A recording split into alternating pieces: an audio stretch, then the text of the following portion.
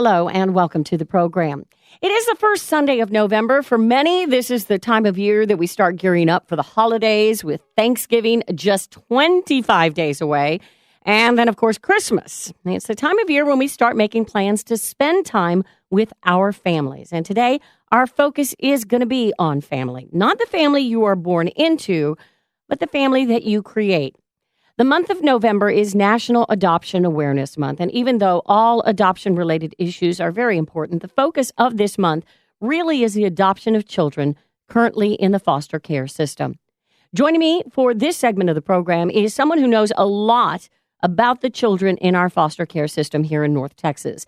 Kathleen LaValle is the president and executive director of Dallas CASA, Court-Appointed Special Advocates, working for the best interest of abused and neglected children. Kathleen, welcome to the program. Thank you so much for having me, Anna. Before we talk about adopting through foster care, tell me about the work that CASA does to help children and youth here in our area who have been abused and neglected.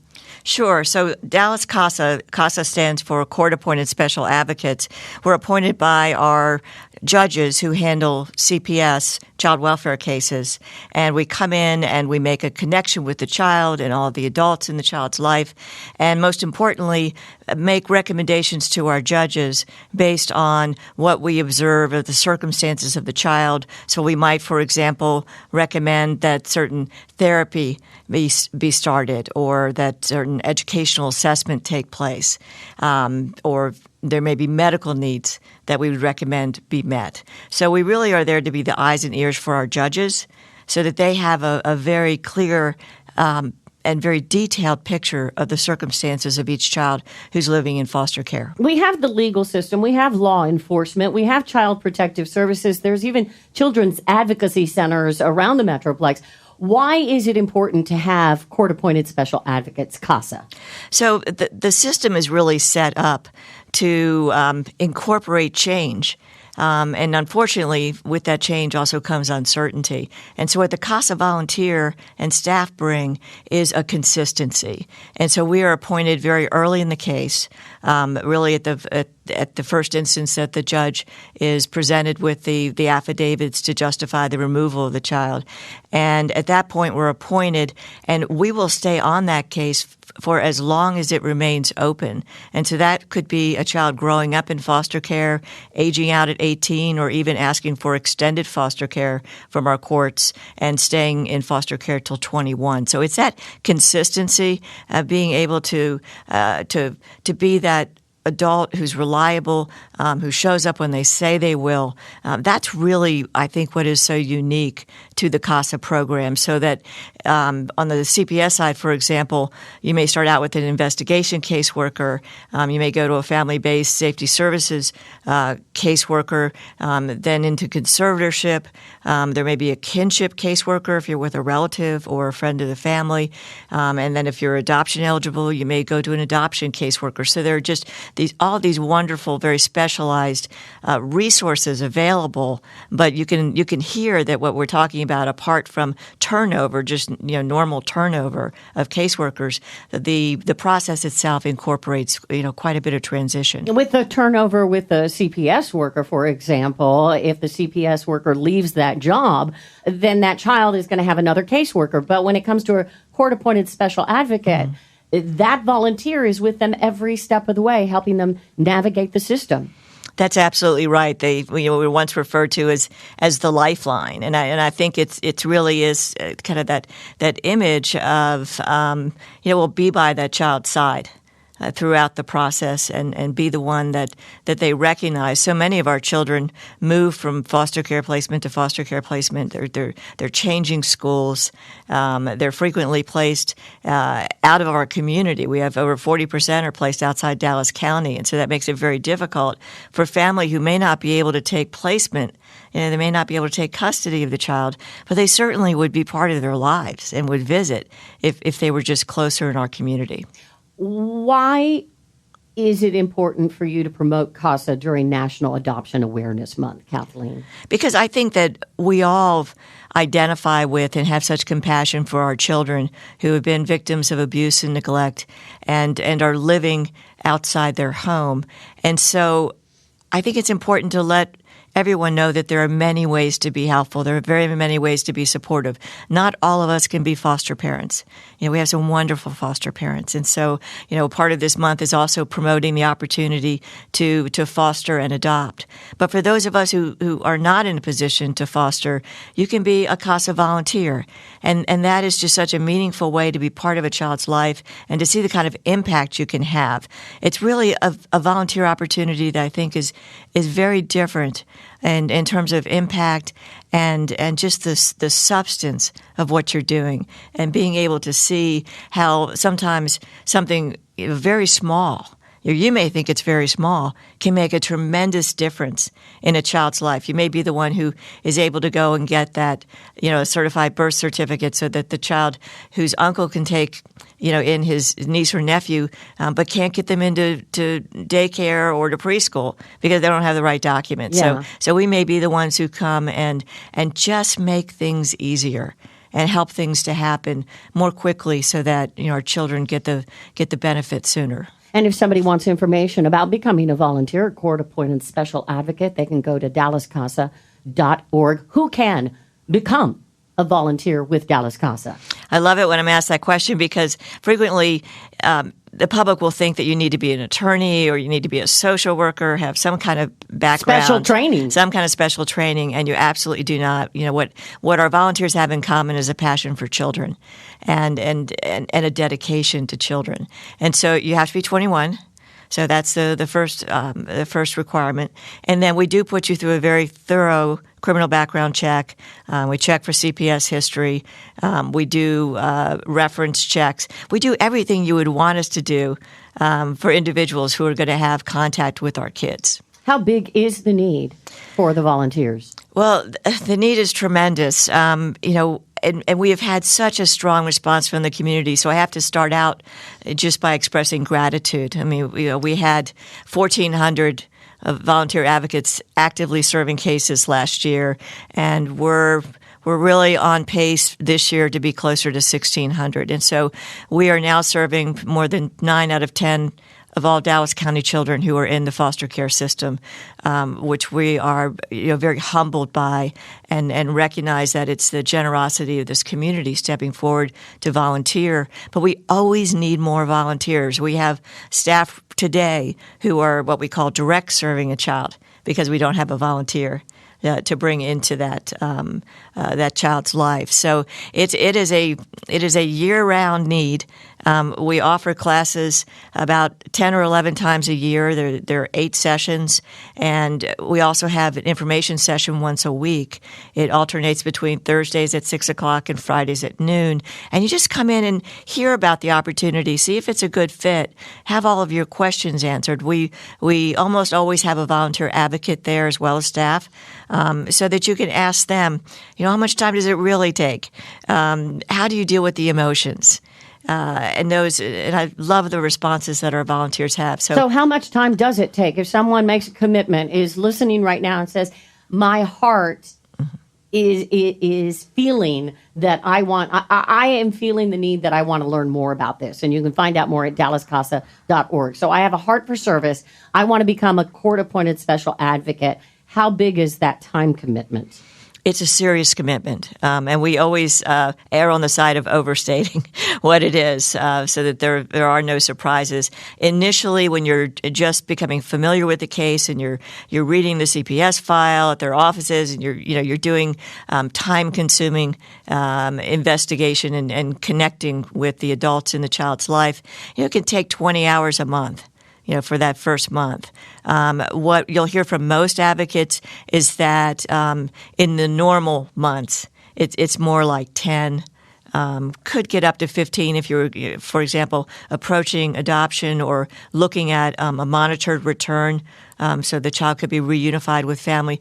That may step up some of the hours. You have typically about 6 or 8 hearings a year.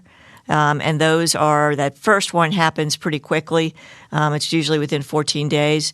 But the other hearings you'll have like 60 or 90 days notice for. So it's manageable in terms of scheduling and everything else when you're making contact with teachers.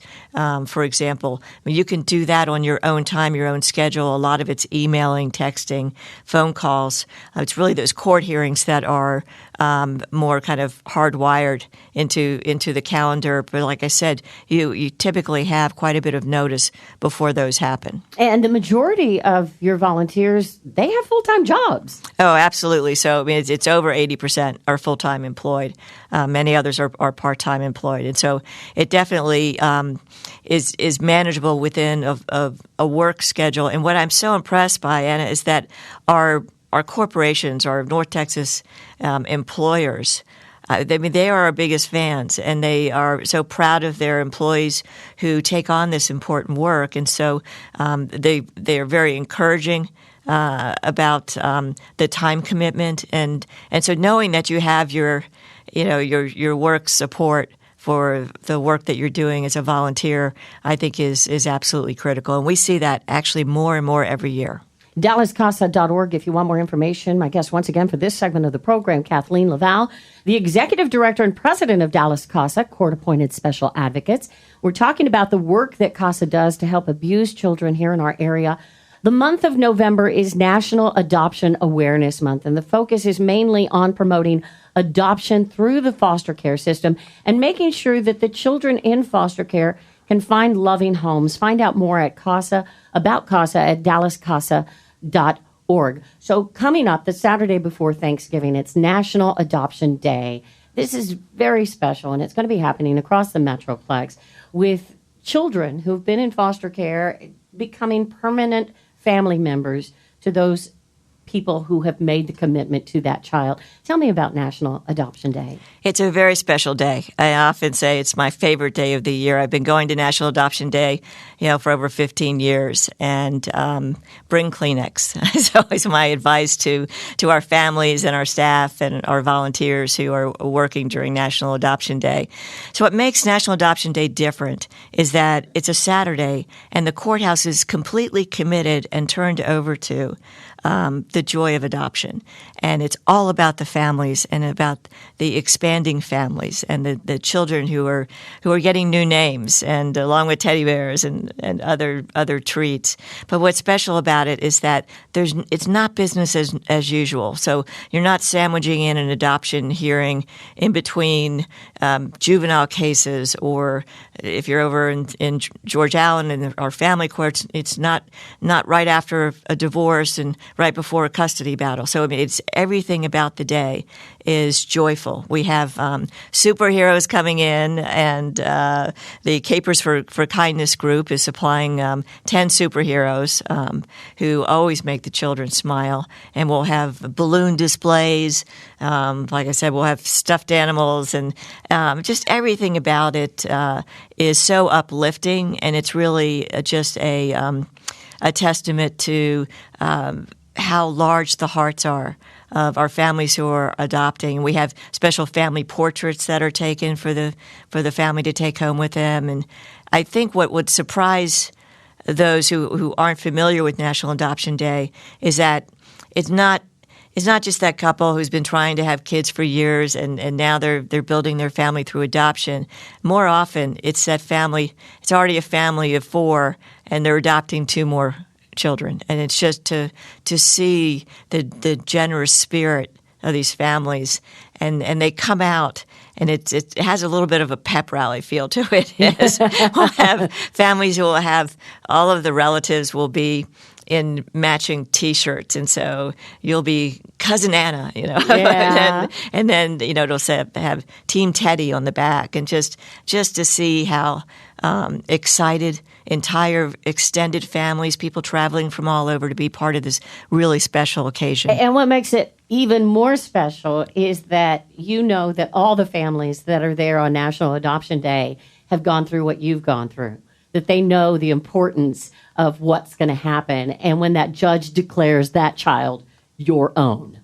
It's really a very special moment, and what really moves me is seeing that even our teenagers, who can be very hard to place, you'll see teenagers being adopted that day. And I just love it that there are adults, sometimes relatives, sometimes not, who haven't given up on our kids.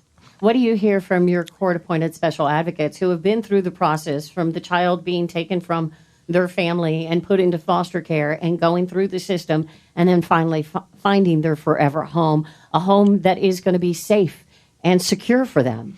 You know, they describe it as a journey, and it's a very emotional journey because your hope and where your energy is hoping that reunification is going to be possible. I mean, that really is success for us. If a child can go home, if that's a safe option, if it becomes clear that that's not, you're doing that contingent planning, seeing, where can this child grow up? What is a loving home? And then to see a child thrive in a foster home, and to see that sense of belonging really emerge. And, because of a child who feels loved and feels secure, just behaves differently, acts differently, is open to more possibilities and opportunities. And so that's what we love to see that growth, and then to get to that very special day when that adoption takes place, and our judges who volunteer their time for National Adoption Day, you can just see the excitement in their faces when they say, this is your family. And it's a great way to kick off the holiday season, knowing that those families, that they're official going into Thanksgiving, because it happens the Saturday before Thanksgiving, and that's going to be their first Christmas as a family, thanks to National Adoption Day. No, and we really have to commend the Dallas community.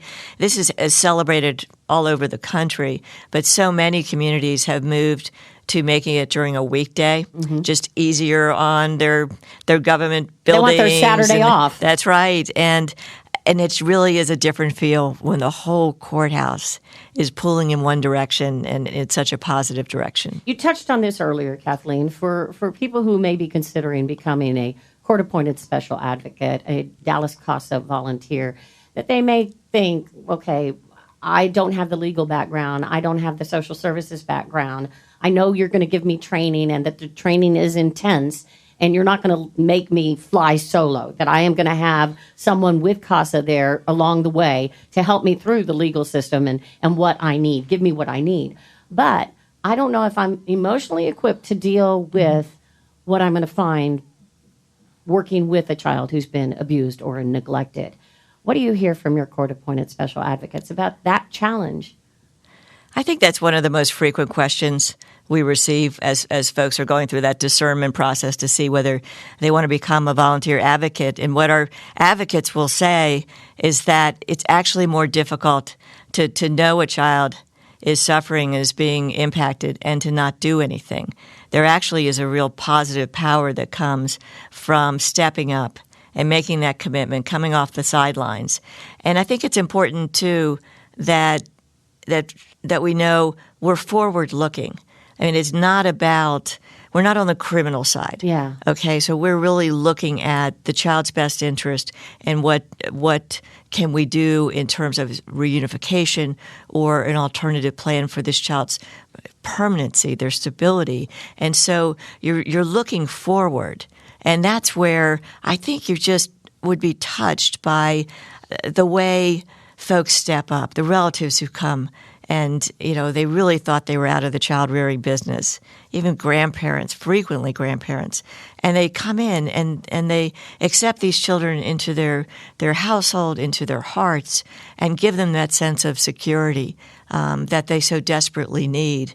So I think it's much more uplifting than I think you might imagine. And so many volunteers say that they get more than what they give. Well, they all do. And we hear that so frequently. We have a volunteer survey we do every year, and I love one of the responses that came back was, I realized I was born to do this.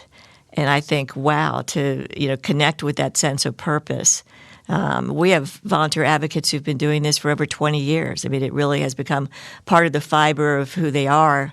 But the majority of folks who come forward and explore this opportunity, they're really in the category of, I don't know if I have the skill set. I don't know if I can handle this emotionally.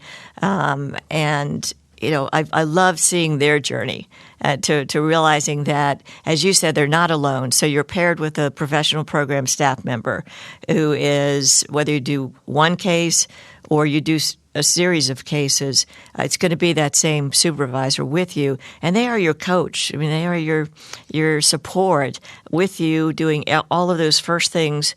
They're doing them with you. They're at every court hearing with you, and so I think that's important to know that we want you to be the most effective advocate for each child that you can be, and to do that, we recognize the need to provide that support, that training, that expertise. How long is the training again? So the training is 8 classes. Okay. So it typically takes place over 4 weeks. We have evening classes that run year-round. But right now we have a daytime class going on. In February we'll have another daytime class going on. And we like folks to finish those 8 classes and as part of the class they start with. But sometimes life intervenes, and so they end up finishing up in the next class, and that's great too. DallasCASA.org if you want more information about becoming a court-appointed special advocate, or maybe you just want to find out more about how you can help CASA with their mission. My guest once again for this segment of the program, Kathleen LaValle, the Executive Director and President of Dallas CASA, court-appointed special advocates, and we're talking about the work that they do to help abused children in our area. The month of November, once again, is National Adoption Awareness Month. Would you say we all have a role to play? Maybe we can't become foster parents, or we're not going to become adoptive parents, but we all have a role to play in helping the children of our community, Kathleen. Absolutely. And, one very basic way that has such a huge impact is just making folks aware of the opportunity to become a CASA volunteer. We put up billboards, but the reality is what brings people to this experience is knowing someone or knowing someone who knows someone who has been a CASA volunteer and hearing what impact they feel they had on the life of a child. And that really, that personal connection referral is so important to building our ranks of volunteer advocates. So just letting people know that this opportunity exists, letting them know our website is DallasCASA.org. And then there are 2 very specific ways you can become involved.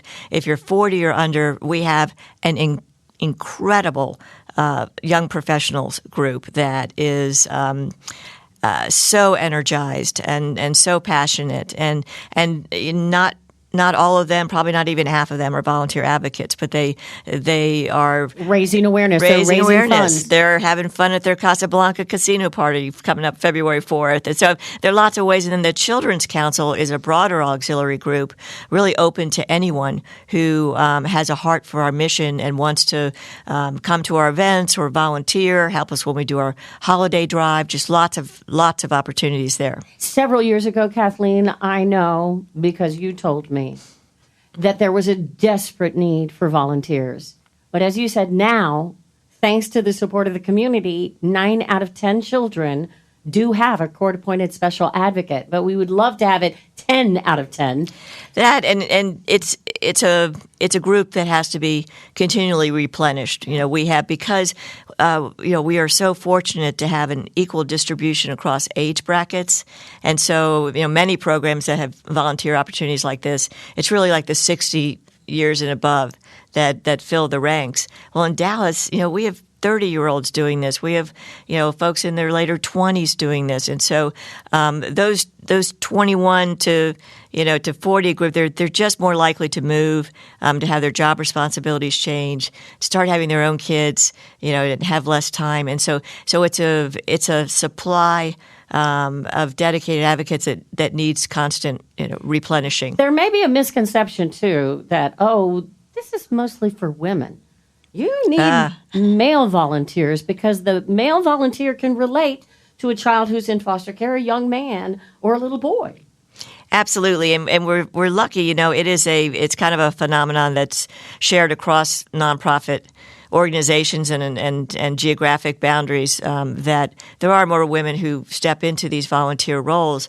But we love hearing from our male volunteer advocates who can see what a difference it makes, particularly when they're assigned to a young boy who perhaps hasn't had a role model, a male role model in his life before, and they just recognize and are very proud of the kind of impact they have.